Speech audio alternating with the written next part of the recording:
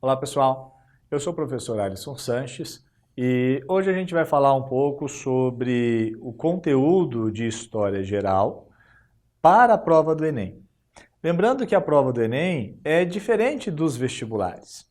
Eu sempre digo que para os vestibulares é importante o aluno pegar o manual e especificamente lá na disciplina de História, né, que é o meu caso, e olhar o que o manual diz que vai cobrar.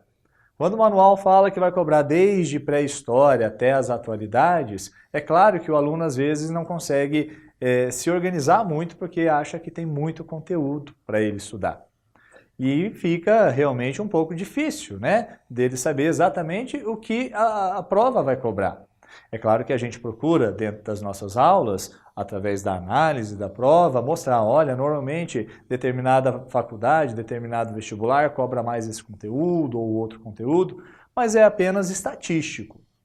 Quando a gente fala do Enem e da prova do Enem, a gente tem algo um pouco mais palpável, algo que a gente pode orientar melhor o aluno, porque quando você lê o manual do Enem, você percebe que ele não fala especialmente de conteúdo de história geral. Ele fala, dentro daquilo que a gente chama de matriz de referência, de competências e habilidades. E aí a gente tem várias competências. Em ciências humanas, por exemplo, a gente tem lá 6 competências com 30 habilidades e o aluno às vezes também fica falando achando que tem que decorar as habilidades e não é bem isso, tá? Agora, algumas coisas servem para a gente entender um pouco a dinâmica da prova. Eu posso afirmar para vocês que nessa prova vai cair alguma questão sobre imigração, por exemplo. E por que vai cair alguma questão sobre imigração? Porque tem uma habilidade específica sobre imigração lá na prova, lá na matriz de referência. E todo ano todas as habilidades são cobradas. Posso afirmar para vocês que vai cair alguma questão sobre cultura. Qual questão sobre cultura? Não sei. Tá? Temos várias formas de trabalhar a cultura. Mas uma coisa é certa, a nossa cultura, a chamada cultura ocidental, ela tem algumas influências. E para ela ter algumas influências, né, desde uma influência histórica, por exemplo, é importante a gente entender que isso ajuda a gente a se antecipar, né, em relação à prova do Enem. E essas influências, eu me refiro, dentro de história geral, àquilo que a gente chama de antiguidade clássica. A gente tem, na história antiga, vários assuntos, tá? Mas a antiguidade clássica é um assunto que é bastante cobrado na prova. Então, eu vou colocar aqui para vocês, antiguidade clássica. Essa antiguidade clássica, vocês já devem saber. A que eu me refiro? Antiguidade clássica, eu me refiro à Grécia e eu me refiro a Roma. E vocês conseguem entender por que Grécia e por que Roma tem uma influência muito forte para nós em termos culturais? Você sabe que o Brasil tem uma denominação, né? O Brasil é um estado que é uma república democrática. Quando a gente fala de república, vocês podem lembrar de Roma. Quando a gente fala de democrática, vocês podem lembrar de Grécia. E eu vou explicar por quê. Na antiguidade clássica greco-romana, a primeira que a gente estuda normalmente é Grécia. A civilização grega, ela é dividida em termos didáticos em períodos, tá? Quais períodos da civilização grega a gente estuda? A gente estuda um período chamado de período pré-homérico, que é um período que a gente chama de formação do mundo grego. É um período onde a região da Grécia, onde hoje é a Grécia, ela começou a ser ocupada. A gente tem ali um período chamado de período homérico. É um período onde a gente já tem alguns relatos escritos, né? Alguns relatos, na realidade, sobre esse período aqui. Tá? de um cara chamado Homero, que escreveu ali uma obra, Ilíada e Odisseia. Então a gente tem aqui a mitologia sendo bastante importante para a gente entender um pouco esse mundo grego. A gente tem um outro período, chamado de período clássico. Esse período clássico, eu queria que vocês tivessem a atenção totalmente voltada para ele. Porque é esse o período que o Enem normalmente cobra, e eu vou explicar por quê. E depois do período clássico, a gente tem um período chamado helenístico, que é o período das guerras internas que vai levar à invasão do mundo grego. Então, acompanhem comigo aqui, vamos estudar dentro de Grécia Antiga um pouquinho sobre a sua formação. Quando a gente fala de período pré-homérico,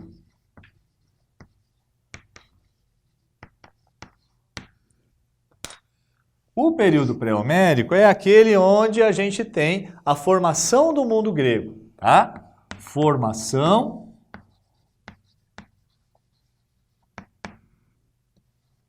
do mundo grego. Como que isso aconteceu? Através de um processo chamado de migração. Então foram as migrações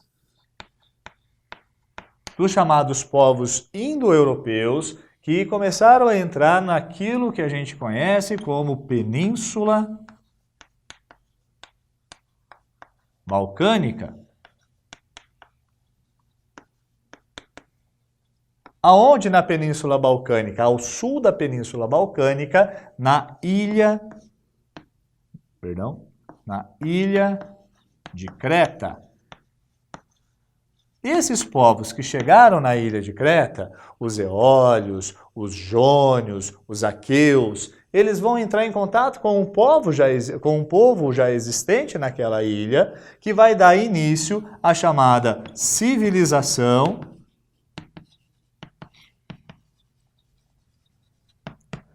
creto-micênica. Professor, você disse que o que é importante é o período clássico, mas para a gente chegar no período clássico, você tem que entender um pouquinho da formação do mundo grego. E desse período chamado pré-homérico, vão surgir duas coisas que é importantíssima para a gente entender essa formação, que é o surgimento, a formação da língua grega e também a formação da mitologia.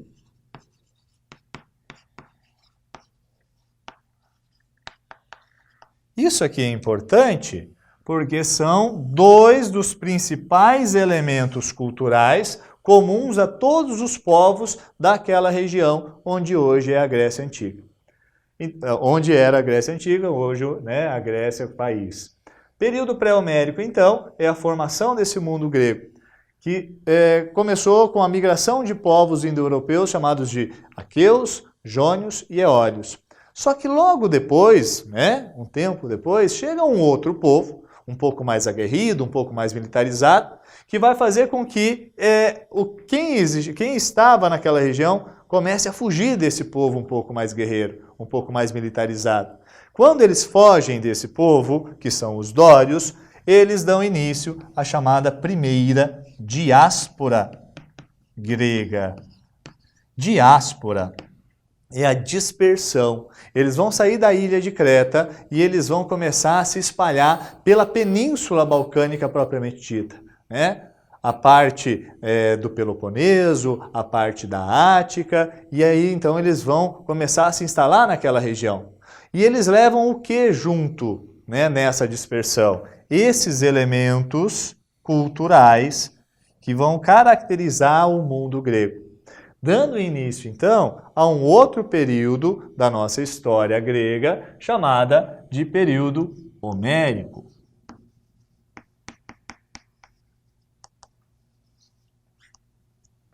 O período homérico, que serve para a gente entender, inclusive, né, um pouco mais disso, dessa formação do mundo grego, é aquele onde a gente tem os relatos da Ilíada e Odisseia. É nesse momento da história que a gente tem a formação, o desenvolvimento dos chamados genos, onde as famílias elas viviam de uma forma um pouco mais coletiva. Então a gente tem uma propriedade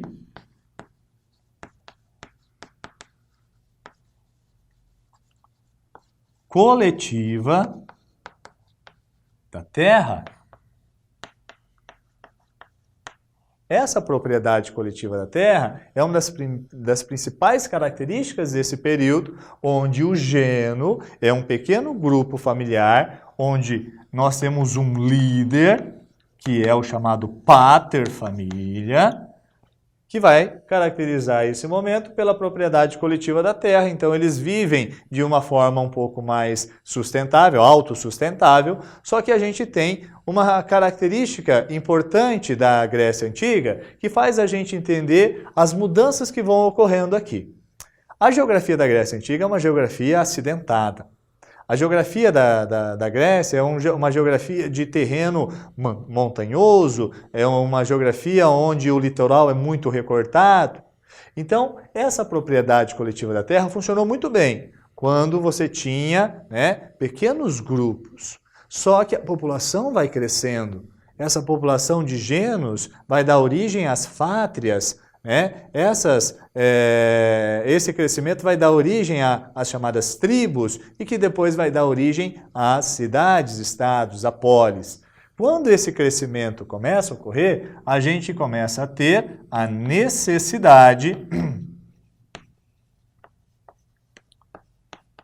de novas terras. E essa necessidade de novas terras vai levar aquilo que a gente chama de segunda diáspora. E essa diáspora vai fazer com que esses povos saiam um pouco da Península Balcânica e comecem a colonizar outras regiões, como, por exemplo, o sul da Península Itálica, que vai ficar conhecido como Magna Grécia.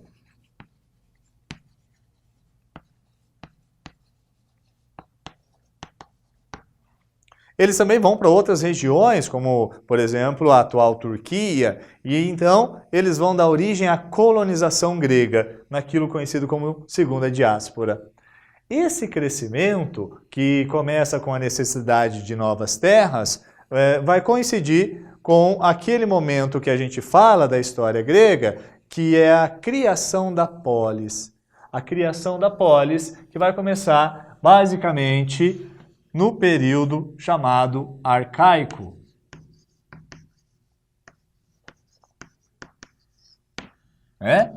Surgimento da polis. A polis é aquela cidade-estado. Tá? A polis é a principal característica da Grécia Antiga. Nessa polis, a gente vai ter uma sociedade que surge. E essa sociedade, ela vai ter uma característica que é um poder ligado à propriedade da terra.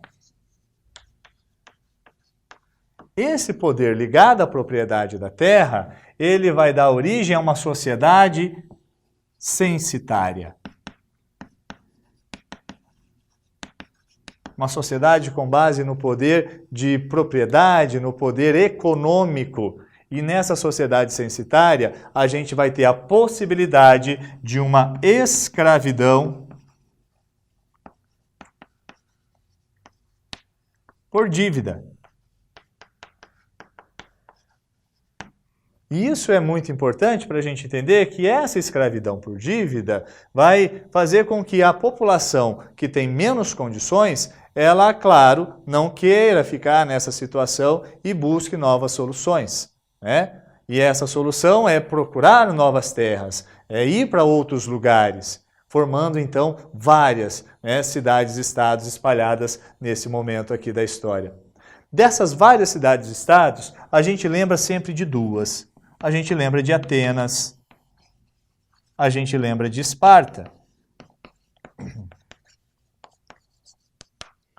Quando a gente estuda Atenas e Esparta, a gente fala especialmente de um período. É o período que eu disse para vocês, bastante importante para a prova do Enem, que é o período da chamada, o período clássico, né, da chamada Grécia Antiga. Esse período clássico da Grécia Antiga, ele é importante porque é nesse período que a gente vai ter na polis grega uma influência muito forte da filosofia, como uma forma de pensamento que vai superar aquela explicação mitológica.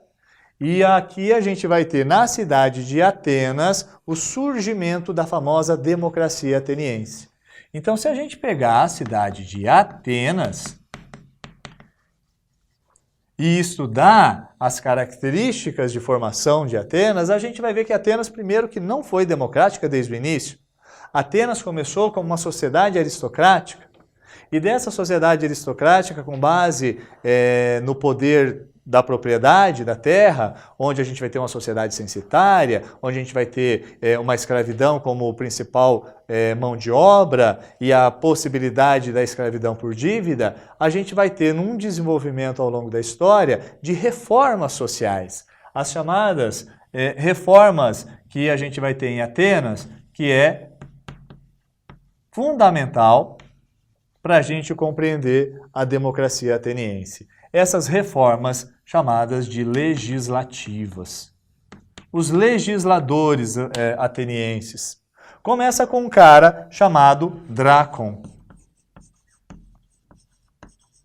O que o Drácon trouxe de novo? O que o Drácon trouxe de importante para a Grécia Antiga, para Atenas especialmente? É Drácon que vai fazer, né, as primeiras leis escritas. Só que essas leis escritas não vão mudar muita coisa.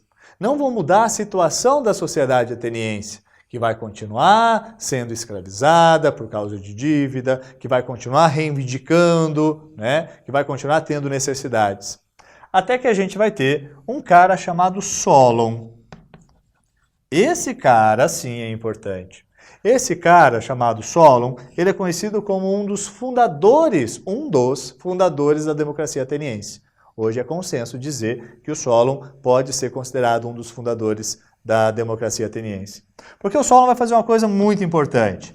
Ele vai acabar com a escravidão por dívidas.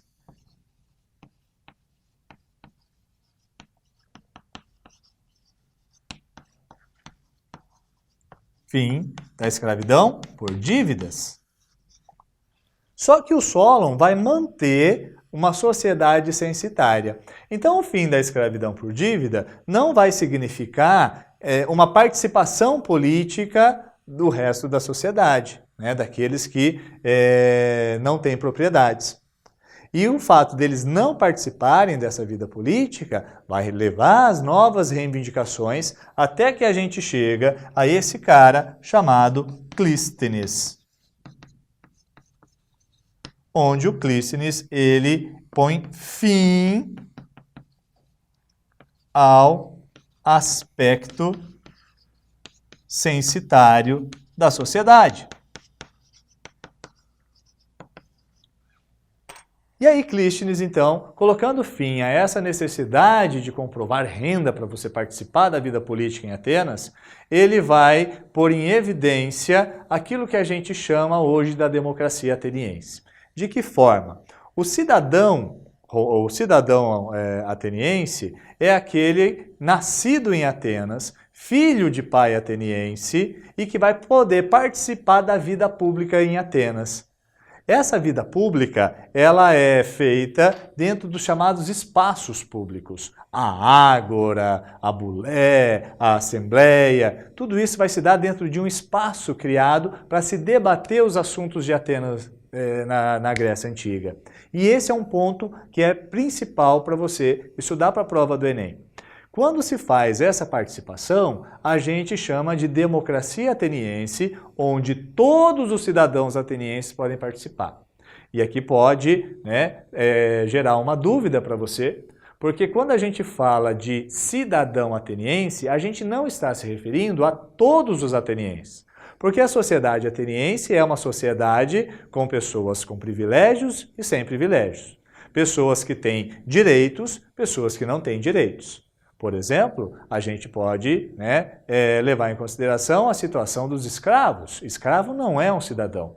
A gente pode também levar em consideração a situação dos estrangeiros, chamados metecos. Eles também não vão ser considerados cidadãos. E também as mulheres. Mulher ateniense não participa da vida política. Mulher ateniense não é cidadã ateniense. Portanto, ela não pode participar dos assuntos da política ateniense. Só os homens, que vão se dedicar ao ócio, que vão se dedicar ao tempo livre, que é o tempo voltado para a vida pública, voltado para a participação.